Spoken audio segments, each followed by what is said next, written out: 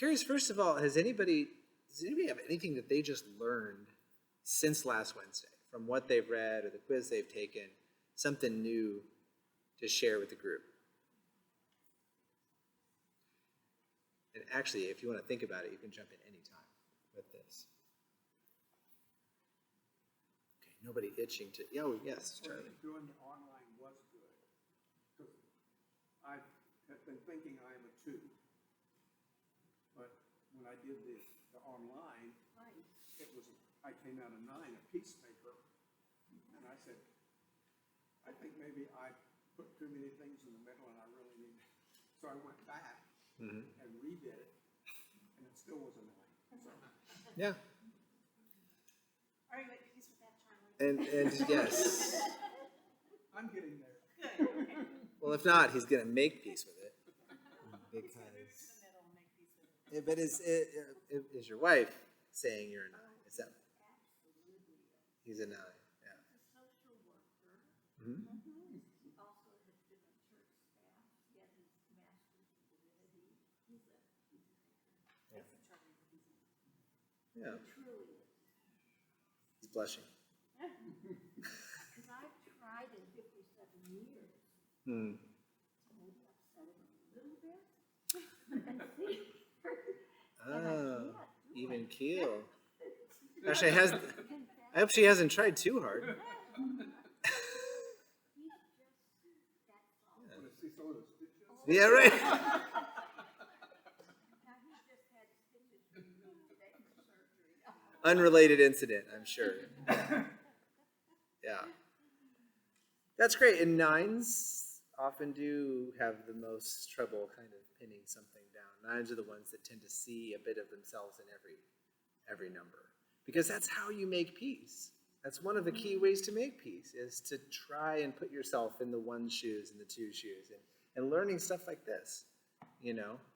And the better you understand what makes people different, the better peace you can make, right? Yeah. That's great. Is there anything else before we forge ahead? Well, just a quick comment. I was noticing today, somewhere I was reading that this is good, not just in a group like this, where we're all sort of either individual or some of you all are in pairs, but it's good in a work atmosphere, such as you're going to have. And I was wondering how, I'm going to be interested in seeing how this would be good in a work atmosphere, because I would think it could be threatening. For instance, I'm putting myself in somebody else. I don't want somebody to know I'm a 4 or a 5 or whatever. You know, Right. I could think it could be a little threatening. Well, when you're in that job interview, they say, what's your biggest weakness? Was it Right? right? What's your biggest weakness? Oh, okay. And so you're like, I'm a perfectionist, right? Or I push myself too hard. In other words, I'm a 1 or I'm an 8, right? Please hire me. I need this job. Because we have those perceptions of what's acceptable, especially within a capitalist society, right? And where we are often, I don't want to be too cynical here, but reduced to units of production. You know, a human being is bought and sold for the number of hours or the number of widgets or whatever they can produce. And there are some numbers that seem to lend themselves really well to that. And those are the 1 and the 3 and the 8, and to a lesser extent, maybe a 5 and a 6, depending on what kind of role it is. Or we're talking about nursing. If you say you're number 2, they'll hire you as a nurse, right? And I mean, among other things, you have to be qualified. But you say I'm a helper by nature, like, all right, that's good. That's going to fit in just fine here, right? But there is a lot of trouble appreciating that full breadth of humanity in a workspace where it's like, well, if we could have a robot do it, we would have a robot do it. We'd rather not have a human being with all the complexities and the flaws and the foibles and everything. But here we are. Here's what we have. So the more we can learn to embrace that, the better, even in the workplace, I would think. But I want to, this is going to be the one where we kind of get into some real detail and some technicalities even, and hopefully weeks 3 and weeks 4, we can get more into application and more into spirituality and some of those things. But just to go back over it real quick, let's see if this All right, so if you recall, we've got one perfectionist, and we're going to talk about wings here, so we're going to start drawing lines. The perfectionist, anywhere between 9 and a 2. Instead of just saying 1, we're looking at this entire segment, is a perfectionist. The helper, anywhere between a 1 and a 3. The achiever, anywhere between a 2 and a 4. The individualist, anywhere between a 3 and a 5. The investigator, anywhere between a 4 and a 6. The loyalist, between a 5 and a 7. The enthusiast, between a 6 and an 8. The challenger, between a 7 and a 9. And the peacemaker, between the 8 and the 1. And so in some of these technicalities we're going to talk about, we're going to find more and more specific ways to label yourself, but at the same time, we have to take a step back from identifying ourselves too strongly with these labels, because the more specific we get, the more of a risk we take at really boxing ourselves in, and that's absolutely not our goal. You know, it's just if we can understand ourselves in more specific ways, understand each other in more specific ways, then we're going to grow, but only if we make sure to leave room open on either side of that as well. So the ways that we're going to drill into this a little bit more is to learn about the wings, like a 9-wing 1 or a 2-wing 1. And then we're going to look at the subtypes, which would basically, here, we already know that's a 1, subdivide each number into 3 different categories. I think something that kind of goes with what you're saying about not putting ourselves in a box. Like I filled it out, and I was a 1, but then I read through it, and definitely have some of the 1 tendencies, but probably fall more to the 9. But I'm a 1 at work and a 9 outside of work. Kind of thing. Right, right. That's really common. And of course, when you're not sure, when the 2 numbers you're vacillating between are adjacent like that, then the wings are a really good tool to figure out what that means. But then there's also the contextual question that we're going to get into with the connecting lines. So, but before we go any further, if you look at the front of your handout, we've got 3 centers of intelligence. And you can see right away that when we talk about intelligence, we're not just talking about book smarts, we're not talking about solving math problems, but intelligence in a much more holistic sense, because it's an intelligence of the body, intelligence of the heart, and of course, intelligence of the head. And although all of us have all 3 kinds of intelligence, you're going to see these break down in ways that emphasize or that prefer one over the other. So you see the body center is 8, 9, and 1. These 3 is are the body intelligence. And the ones that tend to be more aware of their physical space, more aware of their physical presence, and really able to talk to and listen to their body, and that's where that intelligence comes from. The heart center, 2, 3, and 4. That's where you are more emotionally aware. You're able to talk to your emotions and listen to your emotions. And now I find this actually ironic, because identifying as a 3, I haven't always been very much in touch with my emotions. And so this is something that's challenging for me. And yet I know that they're there. I have seen, growing up, some of the stronger emotions that I had at the time.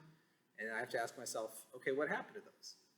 And so sometimes identifying these things can draw you back into your upbringing, your youth, your childhood, and to see some of the ways you may have been trained out of your sort of original state of intelligence. So there's the heart, the body, the heart, and the head center. I still have a lot to learn about these things, because if you just asked me point blank whether a 7 was in the head center, I would have said no. I would have thought maybe the heart. Right? From a 7? Tell me a little bit about that. Or I make a lot of decisions, I feel like, from my gut. Yeah. In any times, Right. actually. Yep. But then again, when it talks here about gathering information, figuring things out, rational decision making, that sounds a lot like an 8, and I am an 8 wing. So then again, you see You're there's sitting some right connection. here. Yep. Between the head and the gut, and the other term for body center is gut center, right? You just know things and you're not sure how you know them sometimes. That's the body center, the gut intelligence, yeah. So it is interesting, though, that each of these types, they still connect with another center of intelligence, right? Right, because they sit, I guess unless you're in one of the middle sections. And then if you're in one of the middle sections, you sit very firmly in that center of intelligence. Now, what do you mean by middle sections? So like if you're a 6, Oh, okay, in the you middle. are center, you're right in the middle of that center of intelligence. If you're talking about wings, yes. Yeah, your wings are still stay within that same center, that head center, body center, whatever. But then the connecting lines are what pull you out. And that's what we're going to talk about a little later. Yeah. Does anybody seem surprised? Like they feel like they know what number they are, but they don't belong in that intelligence center? Or we all feel like we're in the right place? Okay, good. Oh, yeah. Well, what number are you identifying as?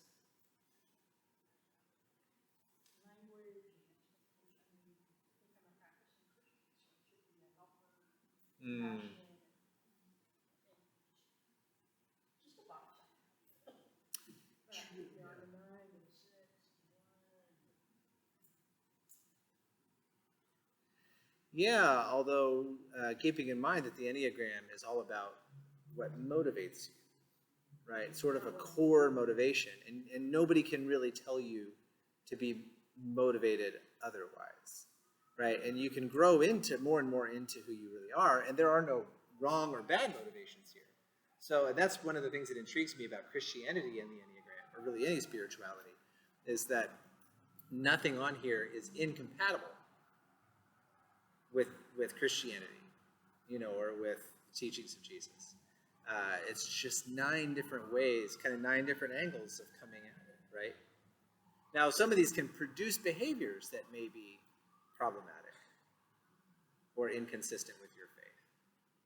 But the motivations themselves are kind of neither good or bad in a way. So we definitely should never feel guilty about what number we are, right? So, thank you for sharing that, Pam. Yeah, but did you, any of you, when you were reading the different types, say, no, I don't want to do that. No. Did you? I really did. Yeah. I really did. I went, no, I don't. So that when I was getting my number, I'm like, oh, please don't do that. Please don't do that. And sometimes, sorry. Yeah. Well, and sometimes that's the fault of the description too. And there is a Sarah Jane Case has the Honest Enneagram, and that's one of my books. I'll bring down my stack of books maybe next week. But and she has a podcast too. And part of her reason for doing this, the Honest Enneagram, is that she felt like there was too much negativity in some of these descriptions, and some of them were actually made to feel bad for being that number. And she just tried to kind of clear the slate of that and to be only encouraging, not because you get more listeners when you're positive, but I mean, you kind of do, but because there isn't a reason to feel guilty about it. And of course, those of you who've read Richard Rohr may be feeling some of that negativity. But to be honest, I think he's more of an equal opportunity offender. He'll make you feel bad about all 9 numbers. And there's a place for that too. I think we do have to be honest about our faults, and that's part of what this process is for. But what there's really no room for is elevating some numbers over others or making some look worse than others. That's to me, that's out of bounds. I don't think I was avoiding any numbers, but as I was reading through it, there's definitely aspects of one that is for sure not who I function as, but Right. parts of it Yeah. Yeah, so well, let's dig into that a little more. If you flip over to the wings, this is a lot to read, wall of text, so I don't necessarily intend you to read all of it. Some of you will. But depending on which number you are, you might read this whole thing. So,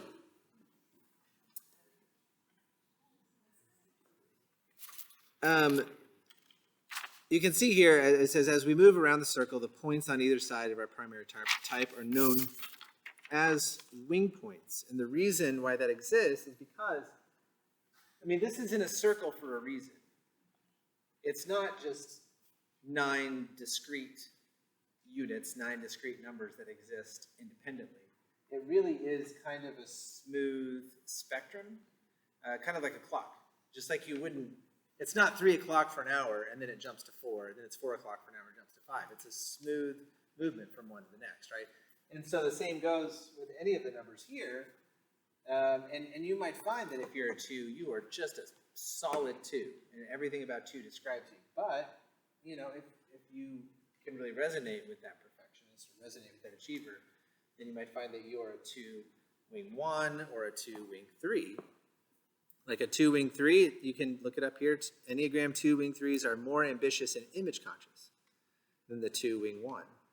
They're very extroverted and more inclined to connect with the people around you. You make an excellent leader because you're also quite competitive. You like to be seen as an expert.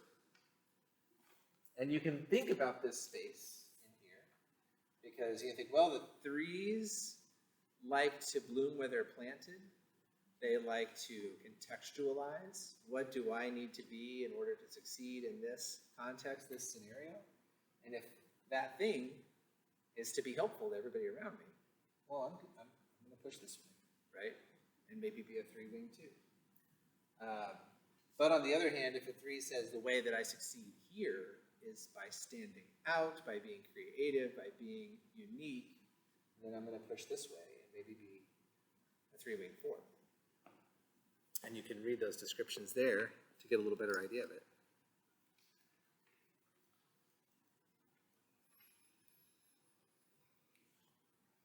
So maybe just take a moment to read the ones that you feel like most apply to you, and then we're going to move on. And as always, feel free to add comments or questions.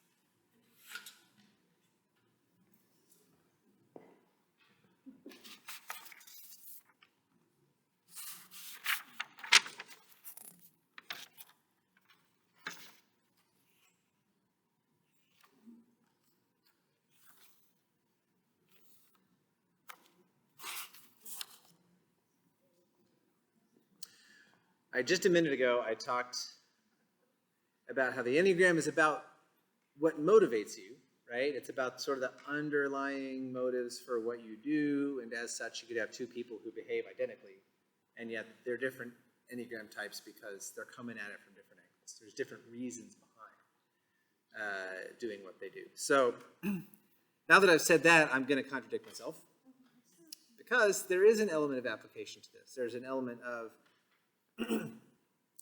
taking that motivation and then letting the Enneagram help you understand why you behave the way that you do in various settings. So that's where subtypes come in.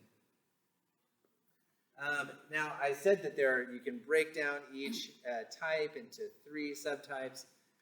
Fortunately for us, it's the same 3 subtypes that go across all 9, and then it just produces something different. So it does look a little bit like, it's a grid. It looks a little bit like a times table in a way. You've got the columns and you've got the rows. And those 3 categories are based on what size of group you tend to focus on, and you tend to focus your energy on. And if the size of that group is one person, just yourself, then that's self-preservation. That doesn't mean you're antisocial, or it doesn't even mean you're necessarily introverted. But if self-preservation is your main manifestation of your type, then that would be your subtype. And that's focused on security. Security is the main passion, the main energy behind the self-preservation subtypes. Social, if you tend to manifest your Enneagram type in more social settings, in more group dynamics, then your passion is harmony. And that can apply in its own unique way to all 9 of the types. But if your energy tends to go into one-on-one relationships, then your passion might be chemistry. And now if you read a lot of resources, you might see this one also referred to as sexual. That's nice because you get the alliteration, self-preservation, social, and sexual. But that's about the only thing that makes it nice. It's not really very applicable aside from a romantic relationship. So you'll see more modern resources calling that the one-on-one subtype. The chemistry applies either way.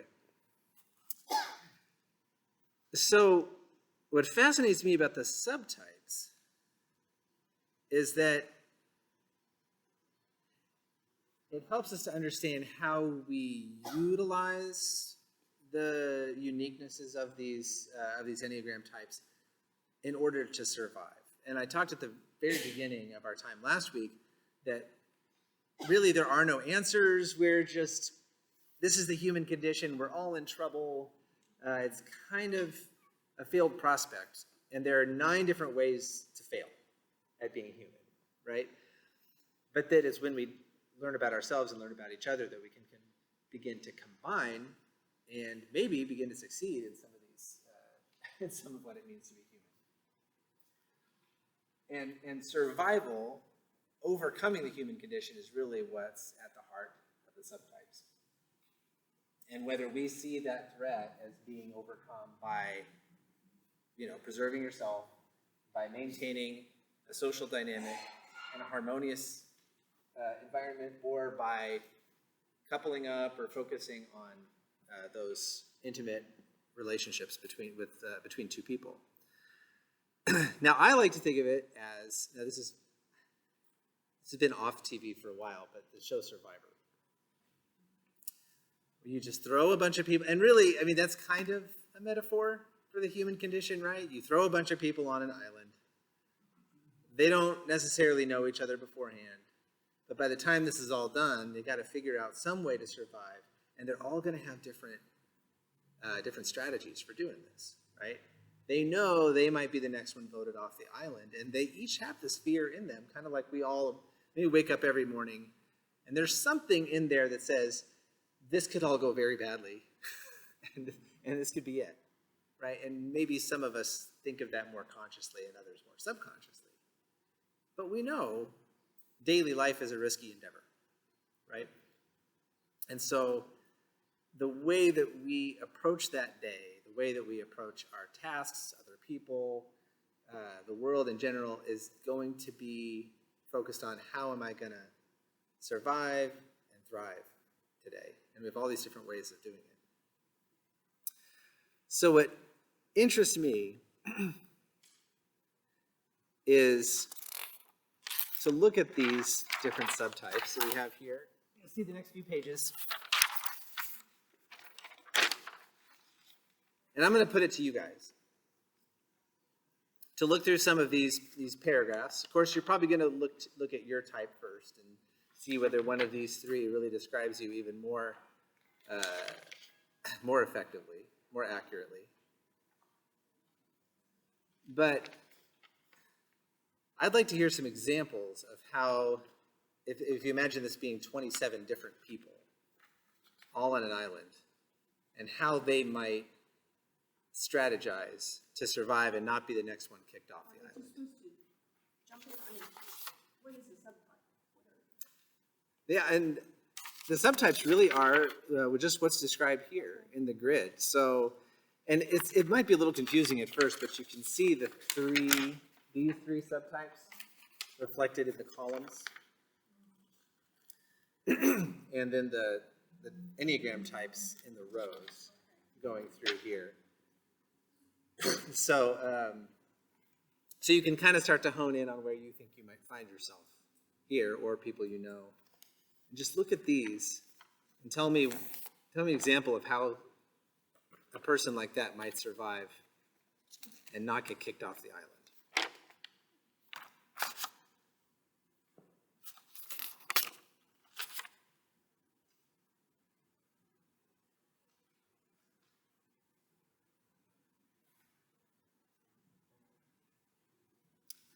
I'll start. If you look at the number 5, one-on-one, that person is the spy. A one-on-one type 5 might gain confidences, right? Might start to gain the trust of some other contestants, other people on the island. Are you on here? Mhm. I don't follow where you are. Is this If you go to the 5. Oh, one-on-one. Yeah, it is a little confusing. Might start to learn about people and things that they wouldn't necessarily share with everyone, and then share that information with others in order to turn them against each other and to forge alliances so that they're never the next one kicked off the island. Now, it's a little nefarious, right? And that doesn't mean that the spy is a bad thing to be, but that is something that person might do in order to survive.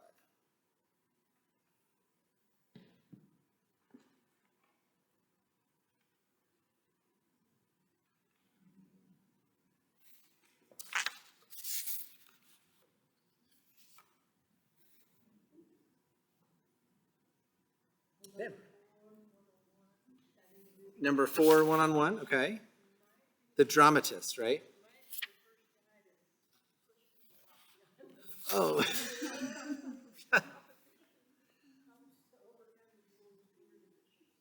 Yeah.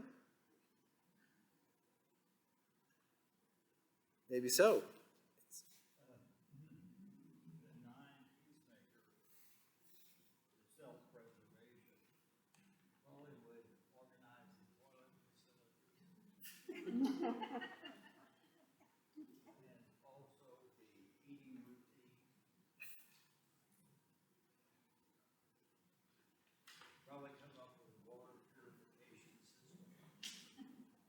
To become indispensable, right? To become indispensable, right? If they're needed.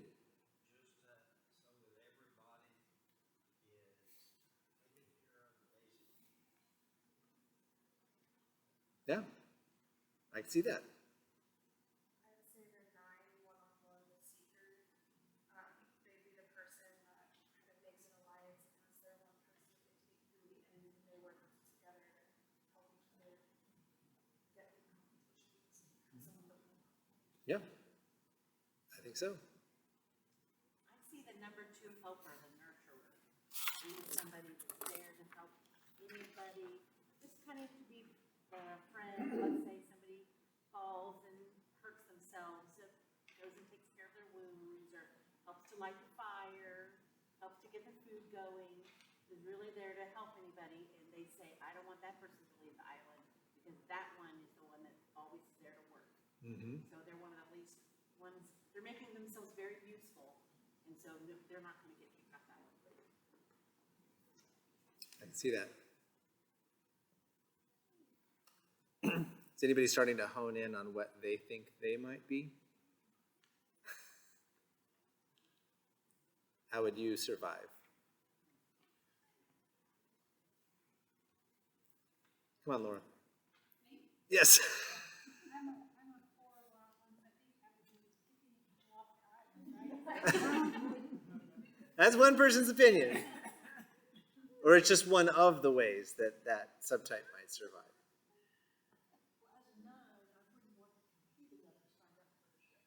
You wouldn't even be on the show. That is true. It would be skewed. Yeah. Different types. I mean, that's true. We could, and you're still not off the hook, Laura. So, yeah. But we wouldn't have to use the reality show as the construct here. We could say there 27 of you were selected from an Enneagram conference to go on a special retreat.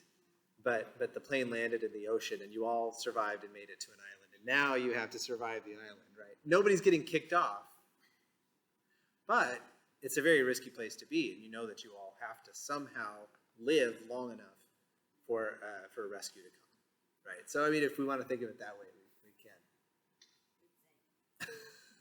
Thank you.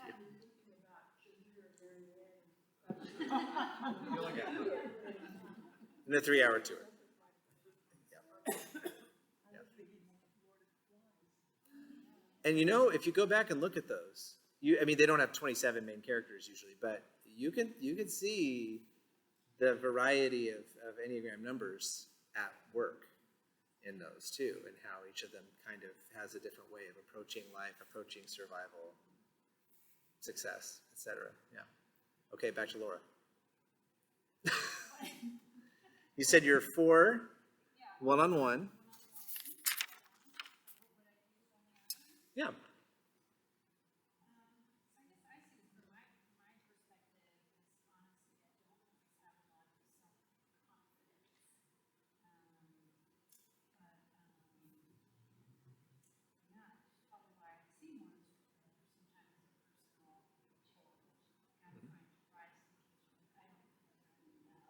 Mm. Yeah.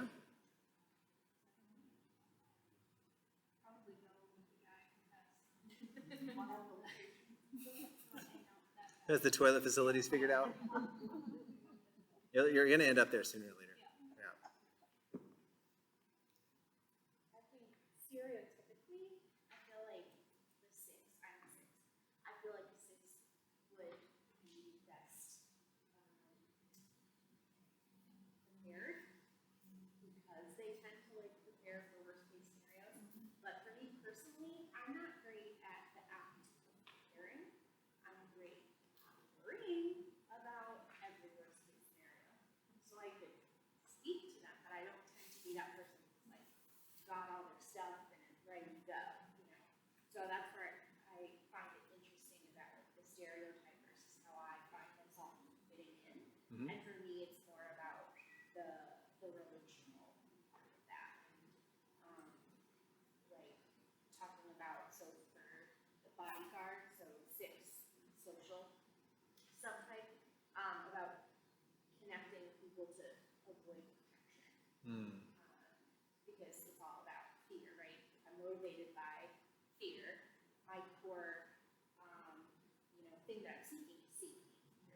So I find that for me, I find that more in relationships, which I think is why the social makes sense to me, versus in physically preparing. Yeah. Yeah. Well, that's really insightful. Thank you. The perfectionist, the social reformer. Probably second largely habit more than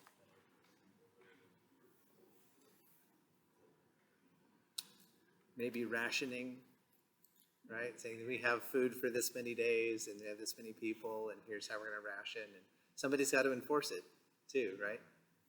Yeah. It's not a bad thing.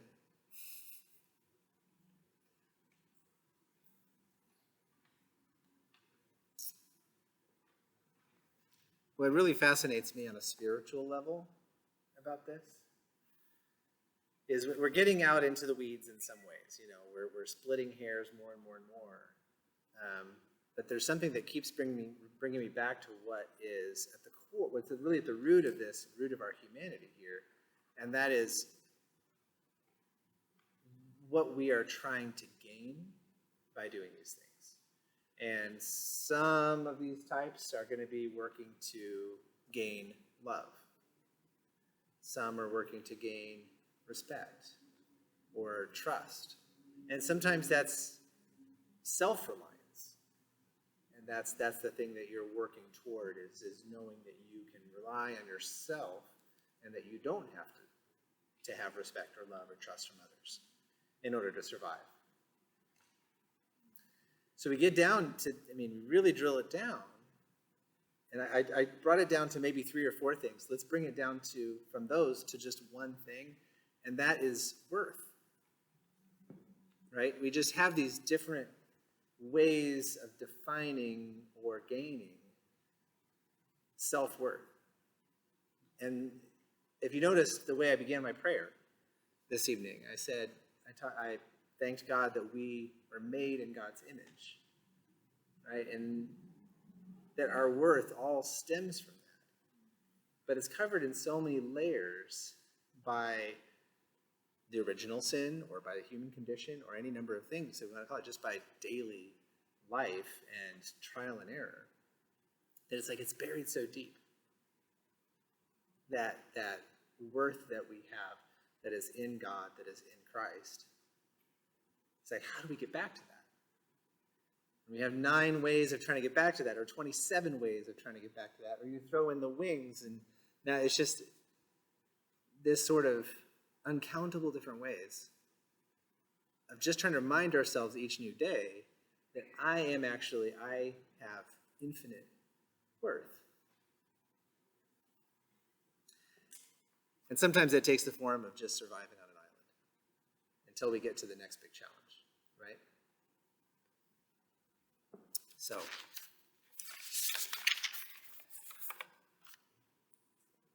before we move on, was there anyone else wanting to share? I just thought it was really funny that I'm a 3 in social, and so I turned to the page and it's labeled politician, and I literally work in politics, so I wrote talk next to it. Like, so true to what I do for a living as well, but it was like too small. Yeah, that is funny. Well, whether or not, oh yes, Loretta. As I try to even understand this a little bit more, this idea of self-worth, I believe that's a lifelong journey.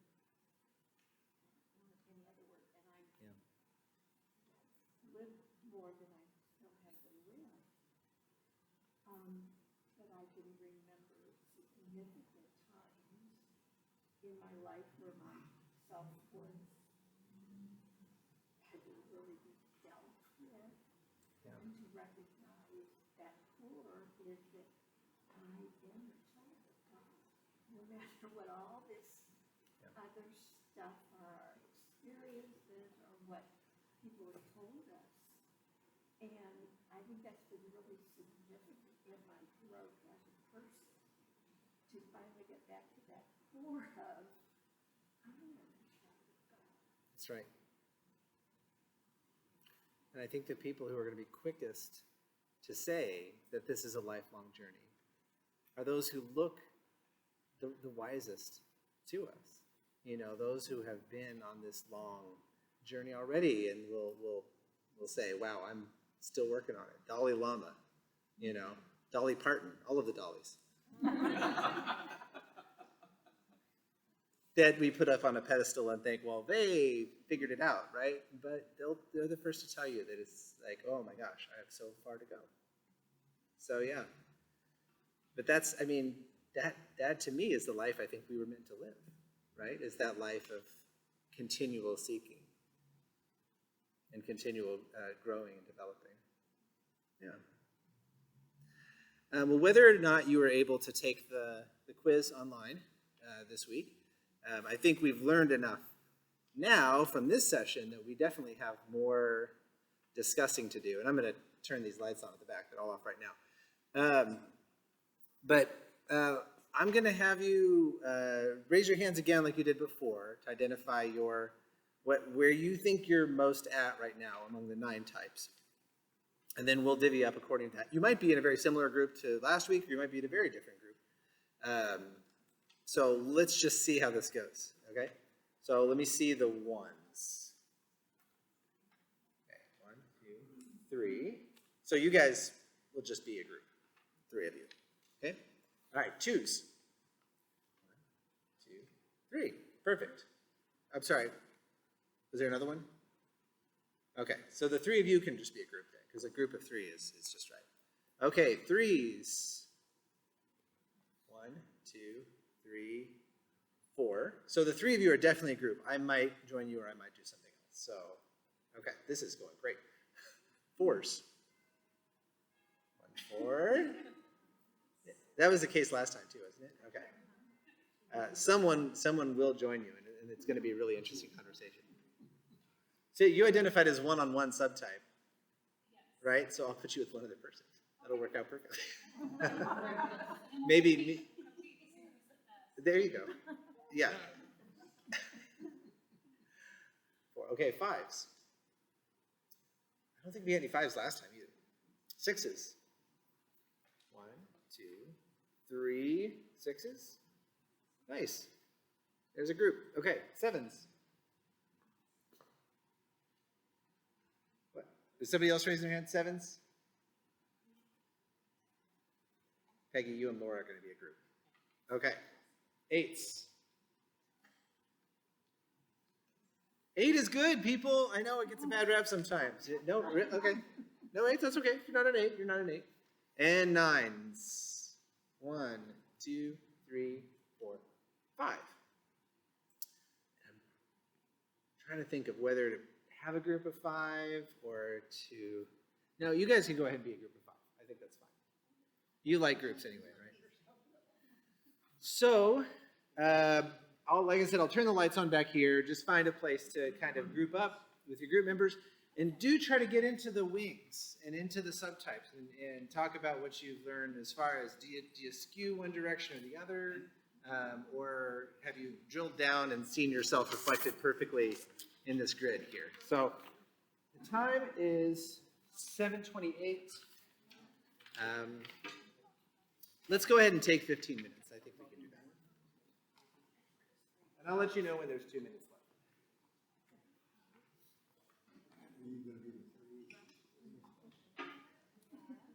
I'm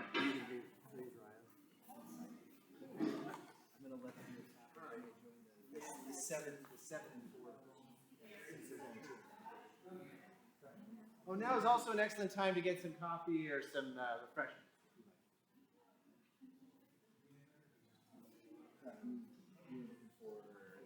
Well, I was looking for the man in the red shirt.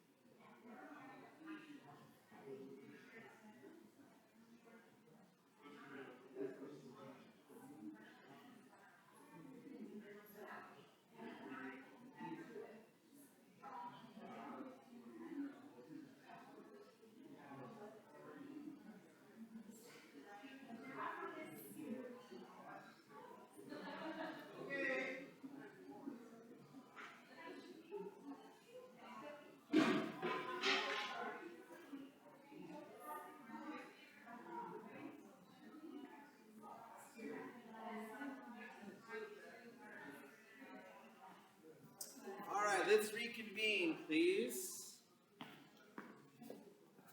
I am genuinely sorry to interrupt so many amazing conversations.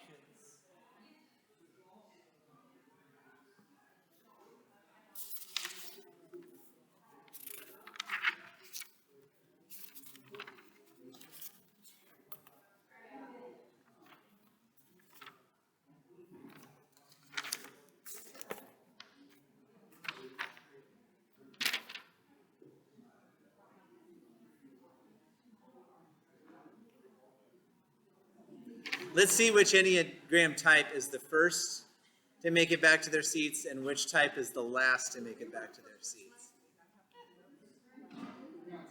Oh, really? So twos. Oh, you're the sixes. Because I just did the stuff. Yeah, we got that first, the sixes, it must have something to do with the six. Should I start keeping score? Sixes are winning. Of course, the sixes are the ones who don't care about winning. No, because we're getting something with all Fear and or the loyalty, the loyalists that you are, that you believe in the group, the larger context of the group dynamic, and that when something ought to happen, then we're on board. Yeah, because when I first read this, okay, the main, whatever, trait is fear. I really didn't like that name. Yeah, those are all at least semi-negative. Or you're saying the passion, No, I was fear as opposed to loyalty. you mean what was in parentheses? Oh, not that. Fear is supposed to come with six. Was that from last week? Uh-huh. Oh, okay. Yeah. Yeah, I would say fear dominates, but fear is more You're ever reading present. there, each one of those is about fear. For the six, Yeah. overcoming fear. Overcoming fear. Overriding. Yeah. Well, when you use the word dominate, it sounds fatalist to me. Oh, true. So that's all. Okay, very quickly, I just want to punt one thing, and that is, I mean, you don't know this, that I was planning on talking about those connecting lines before of where you might go in stress, where you might go in strength, in the way the numbers connect to each other. But I think this has worked out really well because those are applicative. So what we've basically covered this evening is drilling down to your identity and what you can actually kind of put in parentheses underneath your name or whatever, that I am a social 3-wing 2, something like that. Now to go beyond that in the connecting lines is really talking more about how that social 3-wing 2 operates in different kinds of contexts. And I like how it's come up about work. You're maybe one Enneagram type at work and another type at home and maybe a third type at church. I don't know. There's some pressure to be a certain kind of Enneagram type at church, right? And that can vary by denomination. But Well, my question on that last week, changing had to do with different periods in your life. Because I absolutely. changed being retired, I'm not as active in certain things. Absolutely, yeah. So different life phases. I talked about being a baby. You might be a number one, certainly your number one grandchild, right? She'll always be a number one. Of course. And about being a 1 as a baby, then maybe you're something else as a child or as a teenager. So next week I really want to focus on how we can be different numbers or different types in different phases of life or different contexts that we find ourselves in. And even socio-politically or socioculturally, if certain types of societies produce more, and I talk about 3s more than others because I'm vocal about being a 3. And one author mentioned that capitalist societies are more likely to produce 3s than other types, than maybe a tribal society or a more communist society, socialist. So what does that imply? That implies that maybe less of this is inborn than we assumed, and more of it is a result of our nurture or what type of society we see we need to survive. What kind of island is this that we need to survive on, right? So that's going to be fun next week to get into, I think. And I think maybe next week I'll put our breakout session at the very end so you guys can just chat as long as you want and leave whenever you're ready. So, but I want to finish with a blessing, or 9 blessings to be exact. And you'll see that on the last page of your handout. And I know we don't have any 5s or any 8s, so I will read the 5 and I will read the 8. But other than that, I would like a member of each group to volunteer to read the scripture blessing for your type, and then we'll dismiss. Number 1.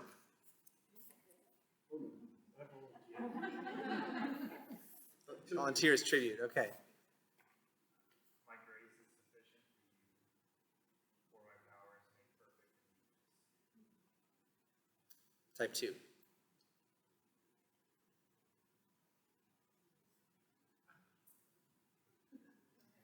Count to me all you who are weary and burdened, and I will give you rest. Type 3. I have learned the secret of being content in any and every situation, whether well-fed or hungry, whether living in plenty or in want. Type 4. Rejoice always, pray without ceasing, give thanks in all circumstances. Type 5. Knowledge puffs up, but love builds up. Type 6. In God I trust and am not afraid. What can mere mortals do to me? Type 7. Be still and know that I am God. I will be exalted among the nations. I will be exalted in the earth. Psalm 46:10. Type 8. The human heart plans its own way, but the Lord establishes our steps. And the long one to finish us up, type 9. Do not be anxious about anything, but in every situation, by prayer and petition of thanksgiving, present your requests to God, and the peace of God, which transcends all understanding, will guard your hearts and your minds in Christ Jesus. Amen. I encourage you to look over these and think about why each of these applies so well to its type. And maybe to meditate a little longer on the ones that you identify with and draw a blessing from that this week. So no homework this week. But I'll see you all next Wednesday. Thank you. But we should, you know,